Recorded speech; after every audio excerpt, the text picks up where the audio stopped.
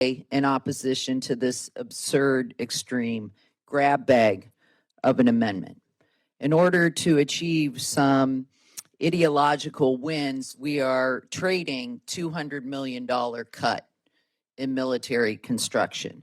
I find this amendment hard to stomach, especially when we might otherwise work together in a manner that Milcon VA has done for years and years. You know, when I go back to Las Vegas and talk to my service members and my veterans, they want to know about what we're doing for reliable, affordable housing.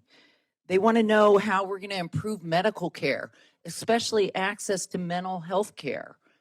They want to make sure that we will implement the Keep Our Pact Act. In a divided Congress with a Republican House and a Democratic Senate, these are some of the areas where we could work together to make real strides in supporting our veterans. But instead, with this amendment, my colleagues on the right are taking this committee on a wild goose chase, prioritizing political talking points over caring for our veterans. In my time on this committee, I've been proud to fight for funding that our Southern Nevada veterans and active duty service members deserve.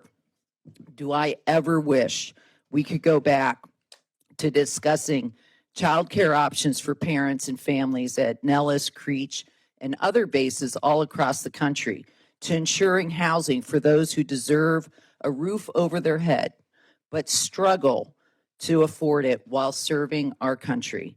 And of course, to fully funding the Toxic Exposures Fund, created with a bipartisan support in the PACT Act to ensure veterans exposed to Agent Orange, burn pits, and other toxic substances get the care they need. But that was last Congress under Democratic control. And now we are in a Republican majority, and this committee has gone in very disappointing direction. First, it delayed these proceedings in our work for the American people by nearly a month.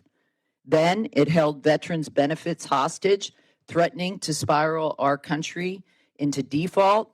And now it has chosen to put the focus on banning pride flags, slashing military construction funding by $200 million at a time when we know that 30% of our military bases are in need of repair, are in fair or poor condition. And of course, it goes to restricting access for our veterans from obtaining reproductive care. We should be focused on improving access to medical care for our veterans, not taking away their care and restricting the choices we have. As we mark the 1-year anniversary since Roe v. Wade was overturned, our veterans face significant barriers to care at a time when states all across the country are decimating access to abortion care. Eliminating abortion access at VA facilities would be yet another hurdle, this time specifically targeting the women who have served our nation. I urge my colleagues to vote no on this amendment.